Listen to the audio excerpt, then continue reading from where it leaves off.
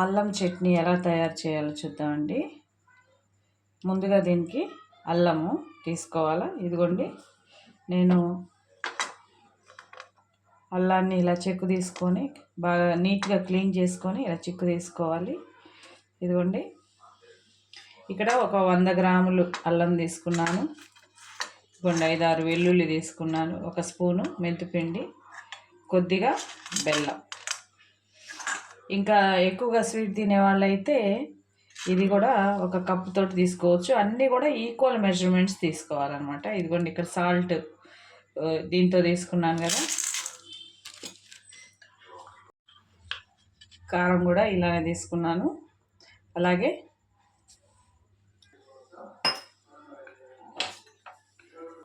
Stove వెలిగించుకొని కొద్దిగా pan పెట్టుకొని, ఇదిగోండి ఈ గ్లాస్ తోటి 1 గ్లాసు వాటర్ పోసాను. ఆల్రెడీ 1 గ్లాసు, ఇది కూడా 100 గ్రాములే తీసుకున్నాను. 100 గ్రాముల అల్లానికి 100 గ్రాములు చింతపండే తీసుకున్నాను. బెల్లం మాత్రం కొంచెం తీసుకున్నాను. కారము ఉప్పు మాత్రం ఈక్వల్ క్వాంటిటీ వేయాలి. చింతపండు ఇట్లా బాగా ఉడకబెట్టుకోవాలి. ఈ చింతపండులో ఏమి పుల్లలు కానీ ఏమి లేకుండా, చింత విత్తనాలు ఏమి లేకుండా క్లీన్ చేసుకొని ఒకసారి కడుక్కొని వాటర్ అంతా కూడా బాగా దగ్గర అయ్యేదాకా ఉడకబెట్టుకోవాలి.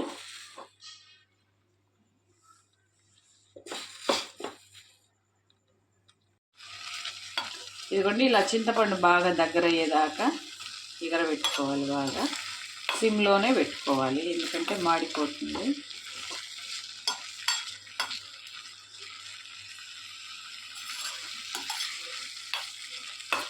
ఈ పచ్చడికి ముదురు అల్లం అయితే బాగుంటుందండి. బాగా పీచున్న ముదురు అల్లం అయితే బాగుంటుంది. చింతపండు ఆరనివ్వాలి బాగా. పచ్చడిలో వాటర్ మాత్రం తగలకూడదండి. ఇంకోటి ఏంటంటే, ఏవి కలిపినా కానీ చల్లారాకే కలుపుకోవాలి. అప్పుడే పచ్చడి నిలవ ఉంటుంది.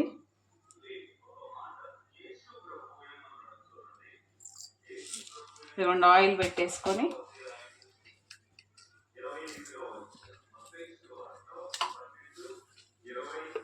ఆవాలు, కొద్దిగా జీలకర్ర,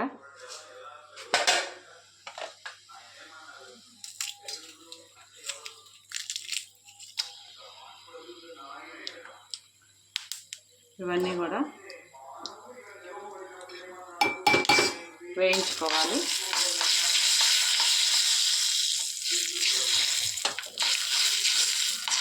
గంటి తీసేదా ఎట్లా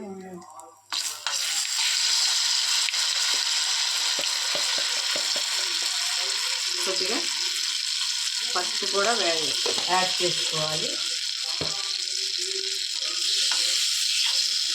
స్టవ్ ఆఫ్ చేసిన తర్వాత పసుపు యాడ్ చేసుకోవాలి. ఇదంతా కూడా ఈ 2 కూడా పక్కన పెట్టేసుకోవాలి.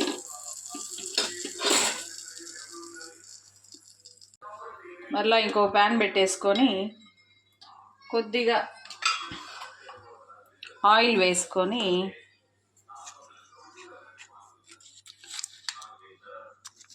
ఈ అల్లం ముక్కలు, కట్ చేసుకున్నటువంటి అల్లం ముక్కల్ని బాగా వేయించుకోవాలి. ఇది సిమ్లో పెట్టుకొని వేయించుకోవాలండి, ఎందుకంటే ఏదైనా తడిగా ఉన్నా కానీ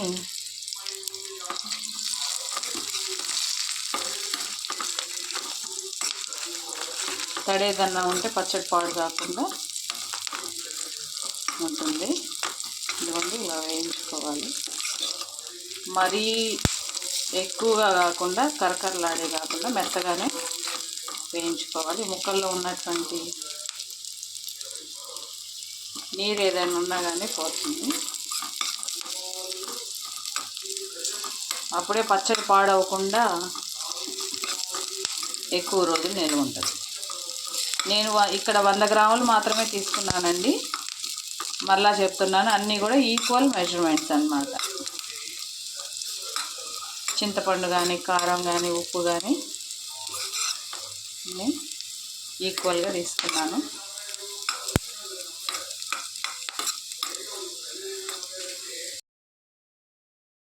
ఇలా వేయించిన తర్వాత స్టవ్ ఆఫ్ చేసుకొని ఆరబెట్టుకోవాలి. మళ్ళీ చెప్తున్నానండి, ఇది కొన్ని చింతపండు పులుసు కానీ ఆయిల్ తాలింపుకి ఇది అన్నీ కూడా అలా సపరేట్గా వేయించుకొని చింతపండు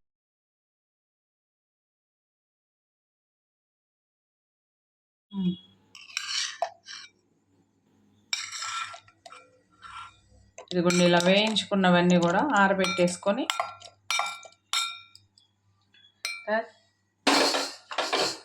మిక్సీలో వేసుకోవాలి.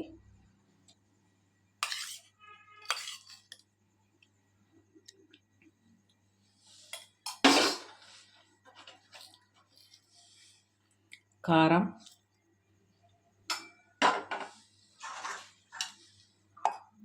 మెంతిపిండి,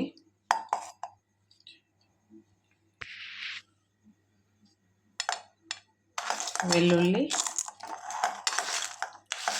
బెల్లము అన్నీ కూడా ఇలా వేయించుకోవాలి. ఇలా మిక్సీలో వేసుకొని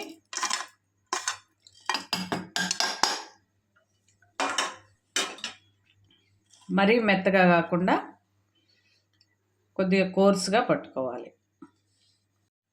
ఇదిగోండి, ఇది వేరే గిన్నెలోకి ట్రాన్స్ఫర్ చేసుకొని ఆల్రెడీ మనం వేయించుకొని పెట్టుకున్నాం కదా పోపు, అదంతా కూడా దీంట్లో కలిపేసుకోవాలి. అంతే అండి, చాలా టేస్టీగా ఉంటుంది. నేను కూడా ఫస్ట్ టైం అన్నమాట చేయటం, కానీ చాలా బాగా వచ్చిందండి. ట్రై చేయండి. అందుకే స్లోగా వచ్చింది వీడియో అంతా కూడా. Thank you for watching.